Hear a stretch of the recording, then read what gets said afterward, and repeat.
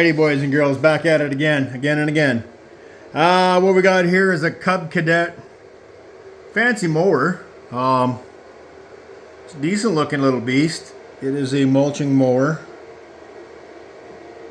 It's got a power mower, whatever those motors are. I'm not too happy about the motor, but doesn't belong to me. I'm just fixing it up. So we got cracks in the deck that was caused by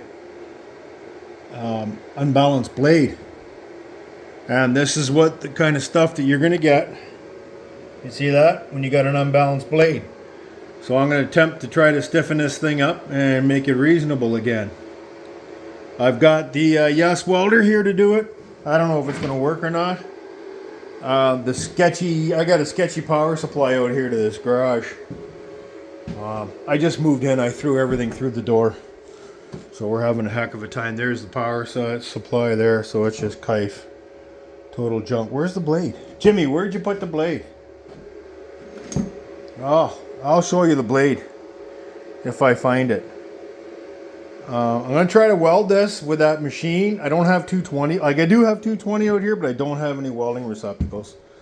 And that machine snuffs out. I figured out what it was. It snuffs out at 120. So, and I had the blade laying around here somewhere. You can tell that mess. We're back at it again. Boys and girls, back at the messes. I'm losing my mind. But I got to get this Cub Cadet back to life. And that power something or other motor, meh. I found one on the curbside. I think it's the same motor. Looks like the same motor. So I don't know. It'd be a parts motor. If anything, I need a pull cord for my Tecumseh.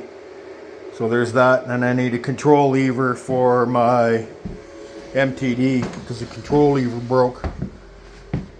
It's just snapped off. I don't know why. But that's the curbside monster I got there. And that's the same motor right there. That thing is completely rotted out. But I thought, you know what? If I snag a couple of parts off of it, it makes it all worthwhile. I don't even know if it runs. I haven't even tried to start it. But that's where we are now. Trying to get something done during the week. Because I feel like my weeks aren't producing anything. My weekdays. Busy at work. So let me get cutting this or welding this. I wish I had the tripod so I can show you the weld. I'll show you the before and the after. Obviously you've seen the before. There it is right there. And then I'll show you the after when I get there. So this is just going to be a short video. Basically what the video is telling us is what you can expect when you do not run balanced blades. If you do not run balanced blades, you will shake the unholy piss out of your lawnmower and break it up. Is what happens to them. And this had a very bad blade. So when I find it, I'll get back to it. Sorry about that, boys and girls. Let me get welding on this and we'll see what we can do. Well, that's pretty much that's what I can do with it. It's a little bit frustrating because it's very hard to do because this is very thin material. I'm using 332 70/18 rod. Probably not the best for this rusty stuff. There's rust in from behind. I'm going to take this thing back outside and try and scrape some of the grass out of it. There's a buttload of grass stuck in this thing. I'm going to try to get the inside band welded up. There's a crack down here. You can see that right there. I don't know what I'm going to do with that yet. The motor was bouncing around on it. She's not super bad, but I don't know how much more damage is done to it. I gotta try to get this. The blade was just mangled. No,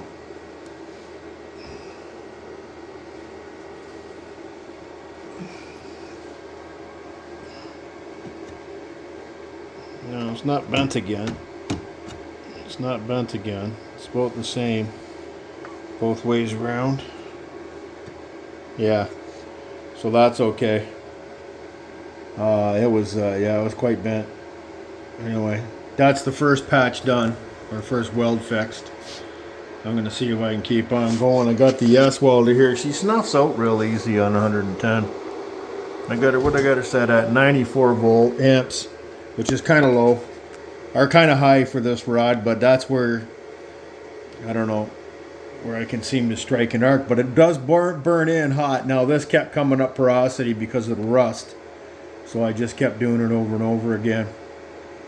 I'm going to take it outside and see if I can't clean out some of the grass. Stand by. Yeah, so we got two things at play here. You can see that crack going right up around the radius. I don't know if I'm going to be able to get this with a stick. I might have to get my MIG welder. I'm going to give it a shot. I'm kind of working in an undesirable setup here, but you know, that's whining and complaining, and you guys know I don't do much whining and complaining. So I'm going to give it a shot and see. That's causing the whole front of this mower to bounce. It's acting like a hinge, so I'm thinking that's what caused that crack to propagate so far from where it started. Well, let's give it a shot, see what happens. The worst case scenario, I'm going to have to fix it with a MIG welder, which I don't have with me here right now. It's up at the old Jake's homestead there, so frustration. Anyway, let's give it a shot. Oh, I'm not getting the results that I want. It's a little bit rusty, a little bit thin. The 7018's not being all that tolerant. I think I need some MIG wire, MIG weld set up, and do it with the MIG. I'm going to try and maybe go back at it again tomorrow. I mean, there's a gap to join there, so triggering in would be ideal. Maybe 1/16 welding rod, I don't know. I could try that, 1/16, 6013. I don't know, let me know what you think. But that's about all I'm going to try today, because just not seem to getting any headway. Wouldn't say I'm making more of a mess. I mean, there's material being applied there. I've got a rod and a half in all the repair, but this area here is particularly weak because of the concentration of wet grass on it all the time, and I think it has corroded a bit. If you look here, you can see how that moves. There's another crack under this cover, so you can see how that. Let me see if we can get a better angle there. The plastic's moving around. So that's all I'll have to come off, I think, and get at that. Man, I wish I had my even that flux core welder. I don't know what I don't think I brought that. So I got the Miller over there, and I don't think I'm going to get any different results out of it than I would of this.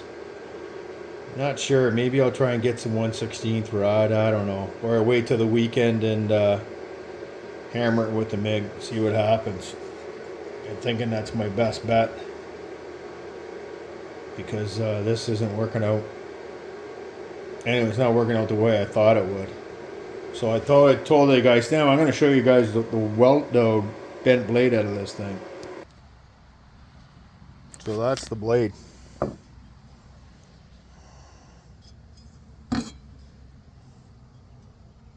She's looking pretty much like a hockey stick. Even that side's bent. This side's real bent. And you can see somebody was still cutting with it, bent like that. So that's the bottom side of the blade touching toward the ground, and you can see how polished that is compared to that. It's not really that bent. So there you go, boys and girls. Why you don't use bent blades? I don't recommend it. So that's where we are now. Not much more I can say about that. Well, I'm going to reconvene with the stick welder, or with the MIG welder, I think. Maybe I'll try it tomorrow, I'm not sure. Anyway, I'm going to probably close the video because there's really not much more I can do with it right now. And I'm hungry as all beat the bear, and I'm going to go eat. So thanks for tuning in to this one. It's a lesson learned anyway, and what not to do with your lawnmower. And hopefully I can get it fixed. Anyway. Thanks for subscribing. Thanks for tuning in. Lots of new subscribers on the channel. Appreciate it. And we'll do some more homestead repairs. Talk to you soon. Bye now.